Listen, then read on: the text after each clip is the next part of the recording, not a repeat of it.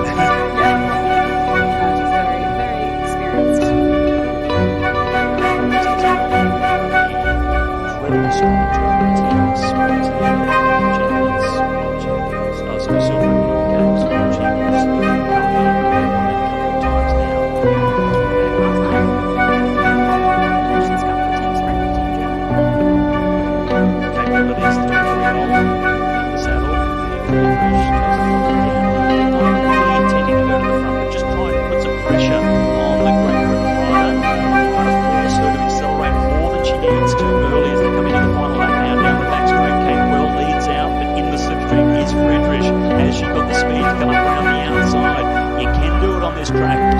semi-final in terms of what speed, average speed. Perhaps a little bit of an upset there in the best of 3 rides. The first one now going to Sophie Capewell. That was a brilliant ride. That was awesome. Rethink before the finish. I like that. Sophie was completely in control there. She looked over her shoulder, hit out when she wanted. Sophie tried to put the pressure on in bend 1 with about 3/4 of a lap to go. But Sophie just stayed calm, stayed in her lane and built it home. It's nice and smooth around the outside and very clean racing, I must say. Go back to the older days when they were throwing hooks and riding left and right, but very clean and smooth racing, so extremely fair from all of these riders. Big throw to the line though, first one there, Sophie can in the first one. Matthew Richardson up against Quintero, Yakovlev, Tano, Harry Lebrayson, the world Done it hard today. Went through the repechage, then he went through to the quarters, then he went through another repechage, and now he's here. So 4 races under his belt, and for a sprinter, that's pretty taxing. And that's off the back of the team sprints yesterday as well, so really tough. And then they'll go into the individual sprint tomorrow.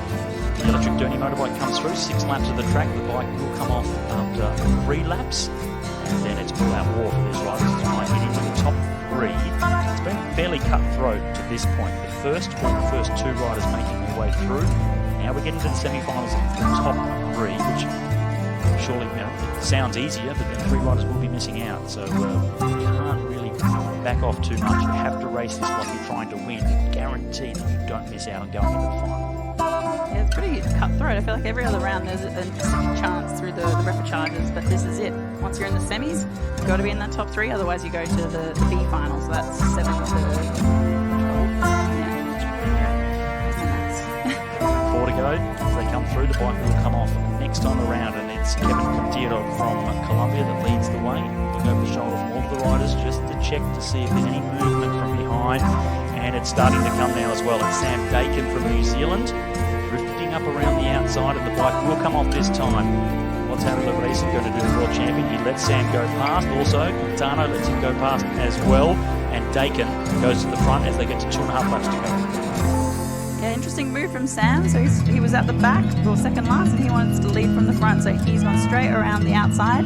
Got a bit of a gap, but we have the world champion Lebrayson coming around the outside. He knows this is the threat. He doesn't want Dakin to have all the control. Coming around to get the bell this time, and it's the world champion that's going to hear it before the rest of the riders, but Yakovlev is also coming up around the outside, so a huge man around the side of the world champion That's an incredible performance from Yakovlev. He's going to put himself into the final. He'll win the semi-final. Levresen in second. Dakin, who did go early. And it's the three that will go through now. So Keirin, Richardson and Nakano, unfortunately for them, missing out. But what a ride from the big there of Harry Levresen. His head and his feet were in different time zones. That's how tall he is. And blasted past the world champion, sending a clear message that he is here to race, he's here to win, and he's done his best by getting himself into the final.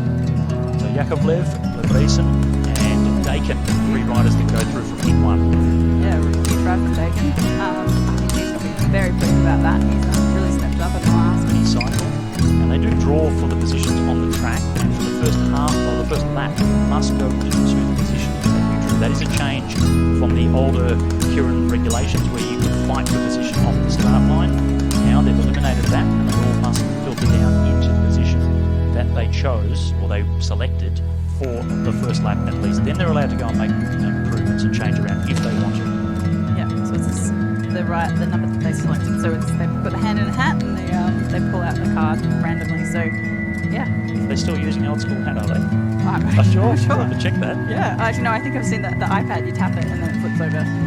So yeah. I thought there would have been more of a modern way of doing things. That's what they used to. The old hat, yeah. They certainly used to, yeah. Yeah, I think it was cool.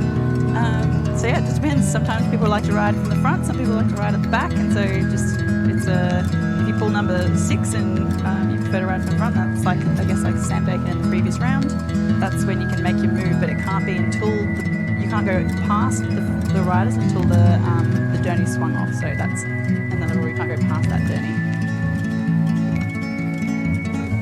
So for the first 3 laps, they've all got to stay in there. Well, the first lap they can stay in their position and start moving around as long as they don't go past the bike. 4 laps to go now. The white will come off the next time around. It's Jeffrey Gloves from Netherlands. We'll go to the shoulder from him and go down the back straight. Great crowd in here as well tonight. Elimination. Cycling fans really enjoying this top level of competition. Slow as the bike comes off. 3 laps to go now. And it's Cornish that's the first to move. And he has a good kilometre time from background. So he can go from a long way from the finish to Obama. The next rider to go over the top of him though. And then it's Azizul Awang, the former world Keirin champion and Olympic Keirin medalist. Cornish quickly steps out to go up, and then some shoulder action between Obara and Cornish. Where's Hoogland? 1 lap to go now, and Hoogland trying to come up around the outside. First 3 riders to go through, just like it was in the first heat. It's Awang down the back straight on the inside Cornish, and we could see Obara on the inside from Japan trying to fight through as well. It's going to be really tight. A wheel stand across the line. And unfortunately, up to the finish line, there was a crash. But now the Japanese on the inside second position. So Azizul Awang leading through to the finish line. And this is coming into the final bend now. Very tight. You can see 3 abreast as they come around behind Awang. Awang's getting ready for his traditional wheel stand when he wins races. But very tight squeeze in behind him. Hoogland coming up around the outside. Cornish trying to fight, and then right down on the inside of the track. Oh, and you can see it was at the top. Yamasaki leaning into Cornish. Cornish then leads down into Obara. And still interesting to see who finished. Well, and look at that, a bit of intimidation. Really squeezing. Emma Finucane getting right up there at top with Mathilde Gros. Yeah, they do have to be the top half of the track. They don't have to be right up there on the fence though, but Mathilde has gone right to the very top. And Wayne Pomaro, the commissaire, just checking, making sure they are ready to go. It's also the same thing. They choose their order. So before the round before, they choose who's first and who's second. So Emma is number 2, or she's number 1 now. But that means that you have to go in a particular order. So you have to, one person has to leave from the start, and then you can change it around once you get going.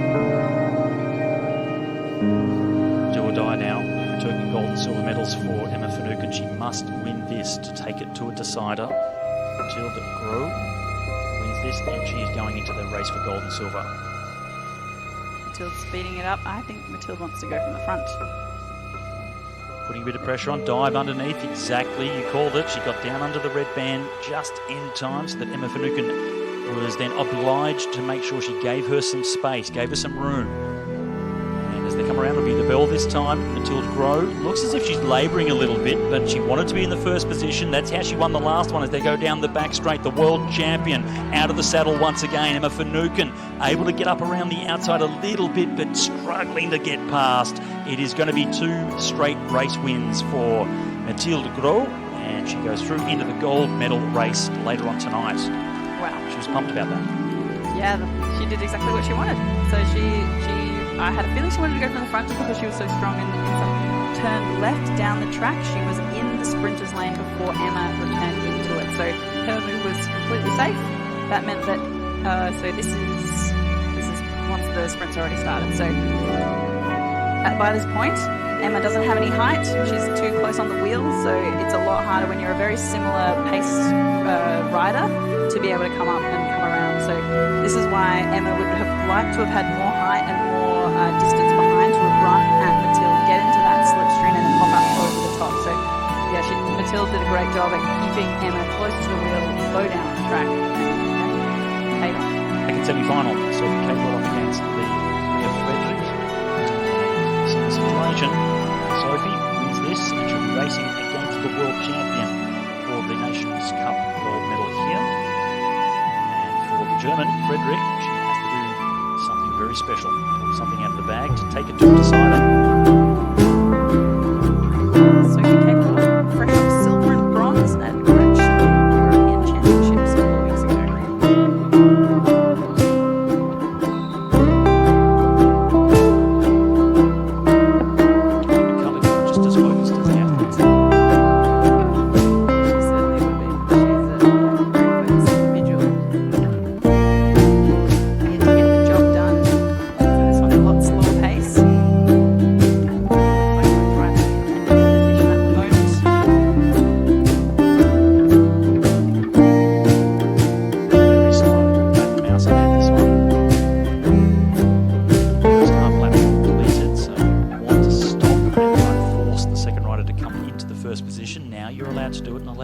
First half lap.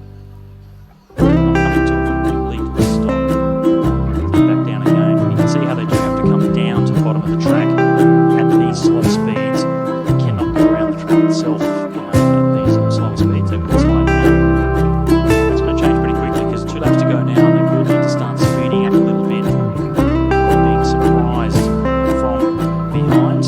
Frederick, you can see now out of the saddle as they go down the back straight. They will get the bell the next time they come around. So starting to pick up the pace. Capewell, she's one up in the best of breed. She just needs to win this to go into the race for gold and silver. Frederick does do something very special. Try and hold her off and take her to a best of 3. Well, the decider is they go down the back straight. Frederick's now leading out. Capewell trying to come to the back wheel. She is in the slipstream. Is there enough gap now, enough distance to get up around the outside? There isn't. And we will go to a decider now because that is 1 race apiece in the second heat of the women's semi-final sprint. Sophie Lee did a brilliant job there. Sophie Capewell quite close. Sophie was low down on the track for quite a long time, similar to before, in that she would be wanting to get some height, but Sophie Lee just kept increasing the pace, which meant it was hard for Sophie Capewell to move up the track. And yeah, just didn't quite have enough. It was a bit closer than the round before. She had a little bit of a run at Sophie Lee, but because yeah, just not quite enough to come to the top. So this is exciting. We're going to 3. There will be decider, another race to contend, to which Matilda Grow looks to recovery. These two come back out again, race one more time. It's an advantage to the world champion medals for these riders. Capewell coming up to the top of the track, and there's Frederick in at the bottom position. It's a real mental game. They're very close in outright speed. They've won 100 races each in the semi-finals. Tactics. So they matched every other area. Tactics comes down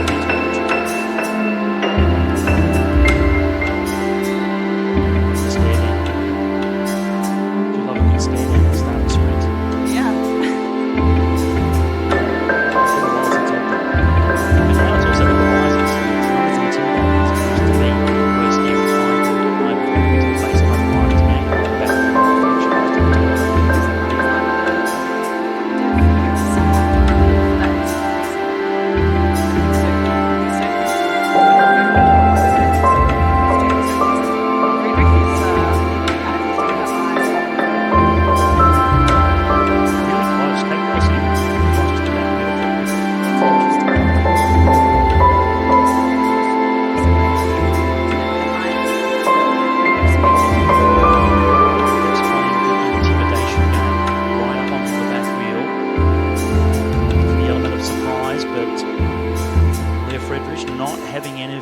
out of the saddle, coming down to get 1 lap to go. The winner is going through to the race for gold and silver. Capewell doing everything she can in second position to put some extra pressure on Friedrich. Down the back straight, steps out a little bit to try and come around the outside, but she didn't have a run at the back wheel. It's going to be tough for Capewell to come from here to get the win, and that's why she didn't. Leah Friedrich comes through, and she is going into the final to race for gold. And look at that, she's happy about it. It's a very similar race to the previous round. Yeah, it just that looked easier than how close the others have been, for sure. Yeah. And that's taking nothing. Sophie Friedrich, she just kept her eye on Sophie Capewell the entire time. She was ready for when Capewell, yeah, this is the moment. So this is when the power goes down. Sophie Friedrich is ready for it. She's just building in that sprint lane all the way around out of turn 4. Happy about how we raced. It's the beginning of the Olympic qualification, so it's really important for us. And yeah, we're really happy to take bronze medal for the women's sprint. Congratulations on your win. Thank you. On the track now, the first of the best of 3 for the women's bronze medal race, and it's an all-British affair. Sophie Capewell versus Emma Finucane.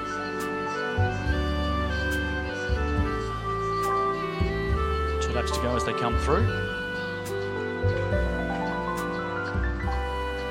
Finucane that's in the first position.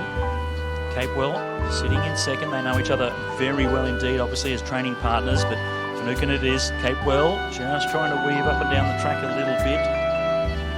Capewell slightly faster in the qualifying round, but 1 lap to go now. You can throw that out the window. It's all about tactics. Who wants it more? It's a bronze medal on offer. This is the first of the best of 3, and it's Capewell that comes up around the outside. Finucane, a little bit of extra time out of the saddle to get to maximum speed, and she's trying to fight on the inside to hold off Capewell. Didn't quite achieve it though. It's going to go to the photo, but I think it was Capewell on the outside that got to the line first.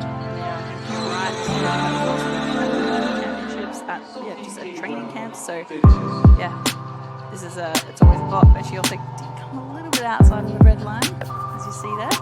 Don't tell anyone, they may not be listening. About a gutsy ride from both. I thought she might have been able to hold off on the inside for Finucane, but Capewell wasn't clean into the finishing straight. Similar build, being thrown over the line and on the... Yeah, I was down in the pits earlier today, and I think she was going to wave, but I looked there and she was just didn't look at anybody in the eye as she walked past her. Serious face on, walked straight over the line. This is the earlier round, so we're now in the finals. She's got a routine. She's stuck to it.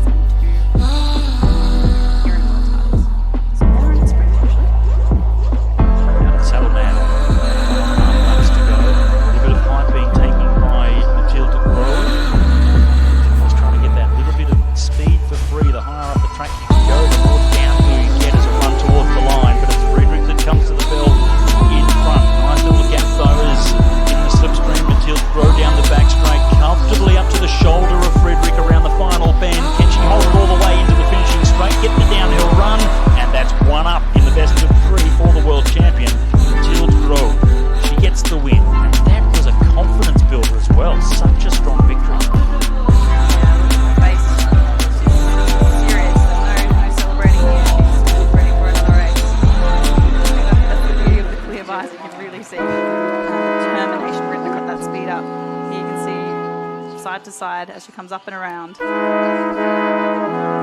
The closing speed into the back wheel of Friedrich was so quick that she bounced up around shoulder to shoulder through this bend. And with the extra height, if we come in equal into the final straight, it's the rider on the outside that has that higher run downhill towards the finish line. Extra speed gain as she comes down the finishing straight. How close they are. Foot off the accelerator there, halfway down the front straight. Throw to the line. I think that was more theatrics than anything. Just Cape World one up in their race. So one hand on the bronze medal for Cape World. Finucane needs to do something to try and take it to that decider.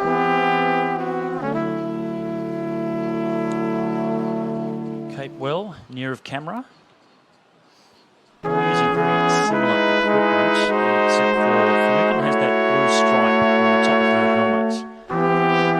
So the way to differentiate the two, blue stripe for Finucane, plain white helmet for Cape Well.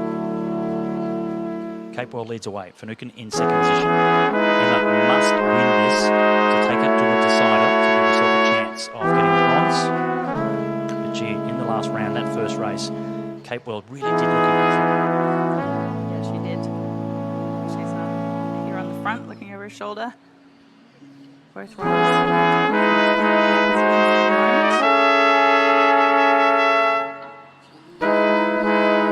just 20 years of age.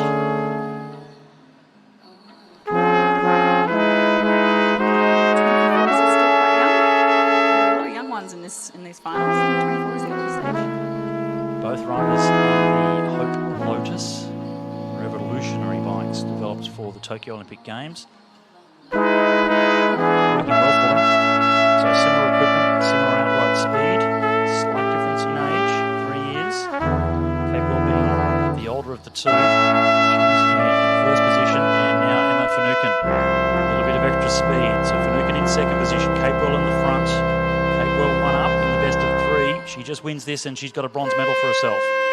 Bit of pressure coming from Finucane, trying to ride high on the track now. Cape Well looking to be completely in control as they go into the back straight. And Finucane into the slipstream though, so she's able to close the gap down up into the final bend, fighting around the outside, but Cape Well it is on the inside trying to hold her off. Finucane gets there though, over the top. What a ride from Finucane.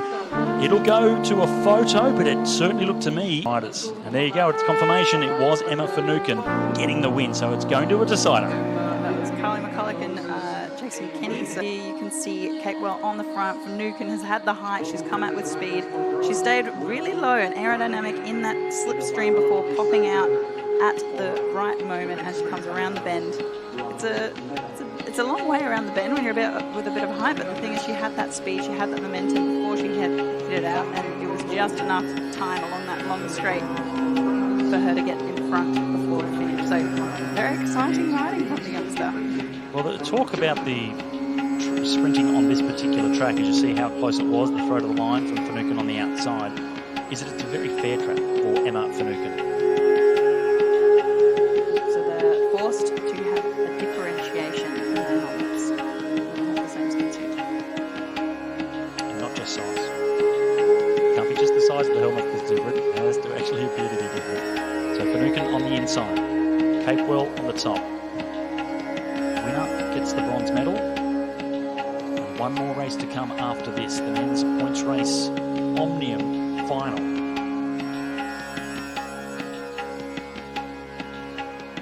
No difference in equipment, no difference in training and preparation between these two riders. This is a battle of the minds. 20-year-old Finucane on the front. 24-year-old Cape Well on the back. 2 laps to go to a bronze medal. Pace just starting to pick up a little bit. Finucane now looking over the shoulder constantly. Cape Well starting to get a little bit of height. Finucane countering that way, a bit of acceleration at the bottom.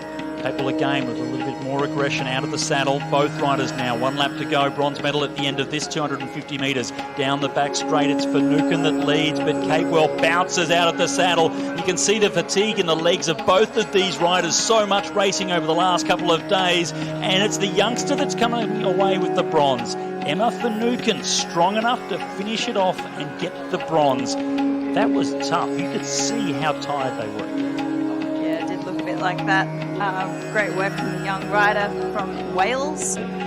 Fastest qualifier. Not a big difference in outright speed from the qualifying round between these top 4 riders, but once they got into the match racing, Mathilde really did show her dominance. Worthy of a world champion. Yes, I think she won 2 out of 2 every round. So when it was up for 3, she still won the 2. So she'll be very happy with that, I think.